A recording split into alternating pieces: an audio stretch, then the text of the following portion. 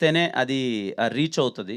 I hope మీకు 'దిల్‌రుబా' సినిమాలో నేను ప్రయత్నించిన ప్రతి ఫైట్ కావచ్చు, లేకపోతే ఆహ్, ఈ ఈ చిన్న కమర్షియాలిటీకి తగ్గ యాస్పెక్ట్స్‌లో నేను కనిపించింది ప్రతి ఒక్కటి నేను మిమ్మల్ని ఇంప్రెస్ చేస్తానని నేను అనుకుంటున్నాను సార్. Let's see. అంటే కొంచెం ఎగ్జామ్ నడుస్తూ ఉన్నాయి. సో, ఈ సీజన్ అనేది కొంచెం అన్‌సీజన్ లాగానే కనపడుతుంది. కొంచెం ముందొచ్చుంటే అంటే మీరు ముందు చెప్పినట్టు ఫిబ్రవరి 14థ్ వచ్చుంటే బెనిఫిట్ ఏమన్నా ఉండేదంటారా? ఎట్లాగా? సార్ ఖచ్చితంగా ఉండేదేమో సార్. ఇప్పుడు కూడా ఇమ్మీడియేట్‌గా ఇంత ఇంకొక గంటలో సినిమా పడుతుండగా ఇప్పుడు నేను మళ్ళీ ఒకసారి మీ అందరు మీడియా అందరి ముందుకు రావడానికి రీజనే అదే సార్.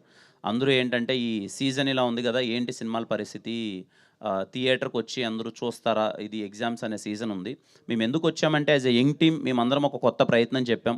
ఒక కొత్త కాన్వర్జేషన్స్ చెప్పాం. సినిమాలో చెప్పిన పాయింట్ కూడా ఒక మెసేజ్ గూడా చాలా కొత్తగుంటది. మా ప్రయత్నంలో అయితే లోపం లేదు. మేము చాలా మంచిగా తీసాం.